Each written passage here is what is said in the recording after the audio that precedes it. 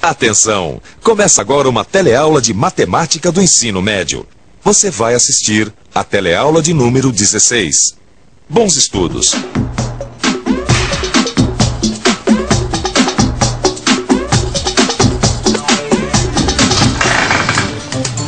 E aí, preparado para mais uma teleaula de matemática?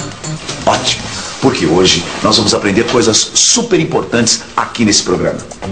Você vai conhecer o número π e suas aplicações. Vai estudar a área do círculo, a área dos setores e o cálculo do volume. Bem, parece muita coisa, não parece? Mas não é, não. Aliás, eu acho que você já está ficando fera em matemática, como duas figuras que eu conheço. Exatamente. Já sei quem você está imaginando quem são essas figuras. Pois imagine esses dois trabalhando numa fábrica de tambores de aço. Um lugar onde certamente eles vão precisar, sem dúvida, das várias operações que envolvem os círculos.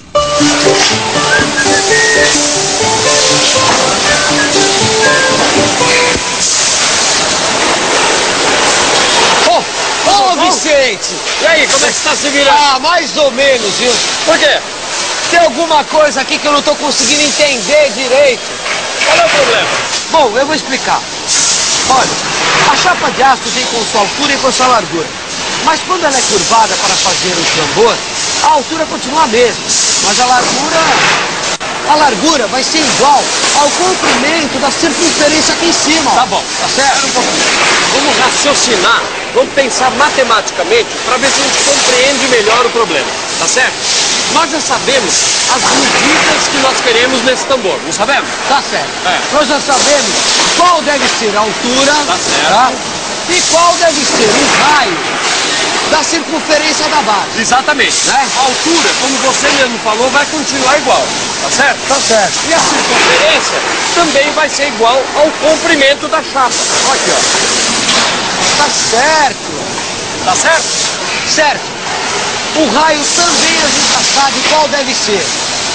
Agora, o difícil é calcular o comprimento, quando a gente já sabe qual deve ser o raio. Percebe? Oh, raios, é mesmo.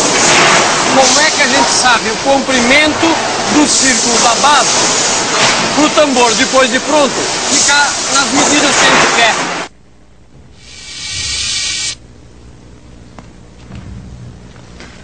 Gil e Vicente estão em dúvida. Como é que se calcula a largura do retângulo, que deve ser o comprimento do círculo da base do tambor, conhecendo o raio da base? Você sabe? Bem, para fazer esse cálculo, nossos amigos vão precisar conhecer um número fascinante, o número π. Você conhece? Vamos falar francamente. Se você conhece o número π, ótimo. Se não conhece, preste muita atenção. Siga o meu raciocínio. Antes de mais nada, pense nessa relação. O comprimento da circunferência está diretamente relacionado com a medida de seu raio, certo? Quanto maior o raio, maior será o comprimento. Mas como é que a gente descobre a fórmula dessa relação, hein? Bem, para descobrir essa relação entre o raio e o comprimento da circunferência, a gente precisa primeiro fazer o seguinte: medir o diâmetro. Você se lembra como é que se mede o diâmetro? Bom, para quem não se lembra, o diâmetro é igual a 2 vezes o raio. Pois é, o diâmetro é o dobro do raio. Mas o que acontece se a gente dividir o comprimento da circunferência pelo diâmetro? Hein? Nós estamos aqui neste cursinho exatamente para saber o que acontece quando se divide o comprimento da circunferência pelo seu diâmetro. Vamos ver? O que acontece quando a gente divide o comprimento da circunferência pelo diâmetro dela? O número do π. Dá π, né? Dá π. A gente chega ao π. Π. Essa é a resposta. A divisão do comprimento da circunferência pelo seu diâmetro vai dar o número π. Mas por que π? Pelo seguinte: sempre que dividirmos o comprimento da circunferência pelo seu diâmetro, vai dar sempre o mesmo resultado. Um número irracional, um pouco maior que 3, que nós chamamos π. Eis aí uma amostra do número π. Ele tem infinitas casas decimais e não pode ser representado na forma de fração. Por isso, o número π é essa enormidade sem fim. Pense nisso. Aqui você está vendo o número π representado com 34 casas decimais. Mas alguns computadores podem chegar até 10.000 decimais. É mole? Bom, agora que você conhece o número π, vamos voltar ao nosso problema, que é descobrir como fazer cálculos com circunferências. Você já sabe que a divisão do comprimento pelo diâmetro de uma circunferência é igual a π. Isso mesmo. E você sabe também que o diâmetro d é igual a 2 vezes o raio. Substituindo d por 2r na primeira equação, ficamos com c sobre 2r igual a π. Multiplicando agora os dois lados da equação por 2r e depois cortando os 2r, temos a equação simplificada. c igual a π vezes 2r. Passando o 2 para frente, temos c igual a 2πr. Viu? Agora você conhece a expressão para calcular o comprimento de qualquer circunferência. Mas como será que fica essa fórmula c igual 2πr numa questão prática? Como será que esses nossos dois amigos aí podem resolver melhor os seus problemas aplicando essa fórmula que você já conhece? Agora, sabendo a fórmula, fica muito mais fácil pra gente resolver um problema quando a figura tem uma circunferência. Tá certo, entendeu? claro. É isso. Então vamos ver, ó, essa lata aqui é o mesmo exemplo dos tambores aqui da fábrica. Mesma coisa. Né? Então vamos fazer o seguinte, vamos calcular o raio dessa circunferência aqui na base da lata. Certo. Agora, vem cá, você tem uma régua aí? Tem. Tem aqui. Ó, Quanto deu? aqui deu 6 centímetros de diâmetro. 6 centímetros. Então se o raio, que é sempre a metade do diâmetro, Vai ser 3. vai ser 3, tá 3. certo? Agora, qual a fórmula pra gente calcular o comprimento do alumínio que foi curvado aqui? Eu sei, a fórmula é C, que é o comprimento, é igual a 2π vezes o raio.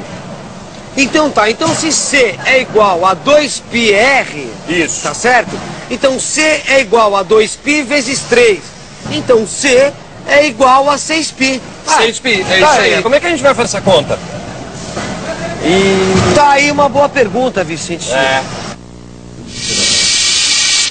Lembre-se, o número π é irracional e tem infinitas casas decimais. Por isso, a gente trabalha apenas com as 2 primeiras casas decimais, que definem aproximadamente o valor de π. Portanto, π fica valendo Aproximadamente 3,14.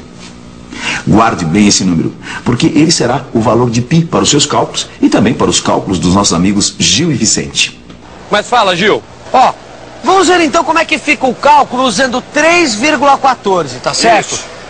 Se nós concluímos que C é igual a 6π, então é 6 vezes 3,14. Tá aí, ó. Você tem uma maquininha de calcular aí? Tá, opa, tá na mão aqui, ó.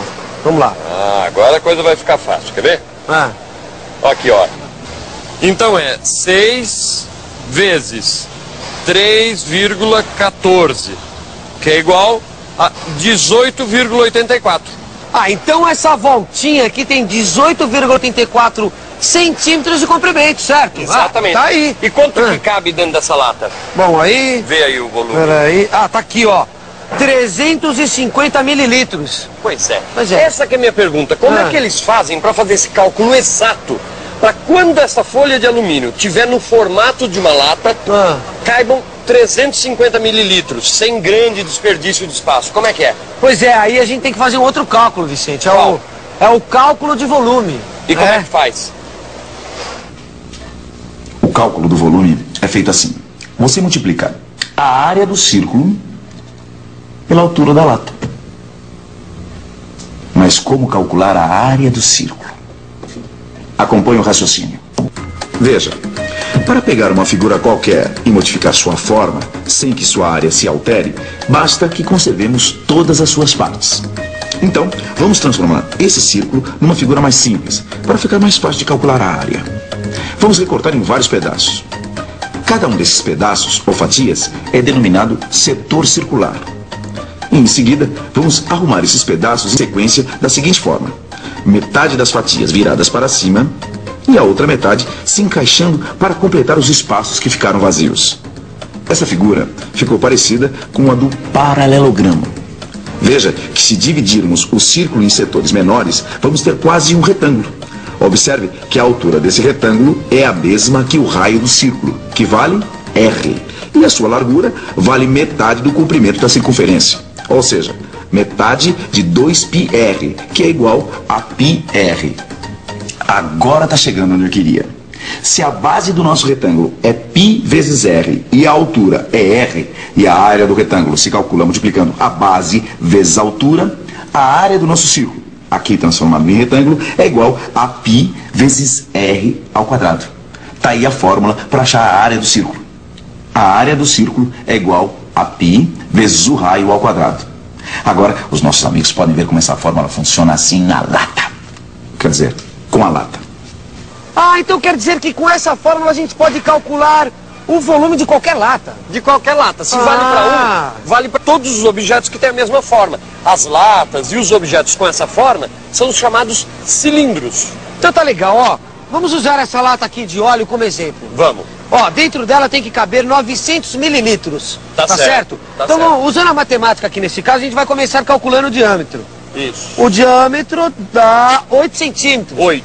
Se o raio é metade que o diâmetro, então o raio é 4 centímetros. 4 centímetros. Então vamos aplicar a fórmula para achar a área do círculo, que depois fica mais fácil a gente encontrar o volume. Tá certo, é isso aí. Então a fórmula é o seguinte, é π vezes r ao quadrado. Tá No certo? caso, R aí é 4. É 4, então 4 ao quadrado é 16. 16. Π é 3,14 aproximadamente. É. Então, 3,14 vezes 16. Exatamente. Eu vamos usar a calculadora agora, para facilitar, não é? Então, 3,14 vezes 16 é igual a 50,24. Mas 50,24 o quê? Centímetros quadrados. Ora, ó, se nós usamos a unidade de medida de área, tá? E nesse caso a gente calculou o raio por centímetros, então a unidade de medida de área é centímetros quadrados. Agora eu senti firmeza. Vamos calcular o volume da lata agora. Tá legal, deixa eu ver uma coisa aqui, ó. Dá 18 centímetros de altura. Então é só multiplicar, Vicente. Ah, agora é multiplicar É. a base, a área da base, pela altura. Exatamente. Então, olha, vamos lá. A área da base é 50,24 centímetros quadrados vezes 18 centímetros de altura, que é igual a 904,32 centímetros. Mas aí é centímetros o quê? Centímetros cúbicos, ora. Ah, é? Porque, ó, centímetros quadrados vezes centímetros é a mesma coisa que centímetros vezes centímetros, que é centímetros cúbicos. Entendeu?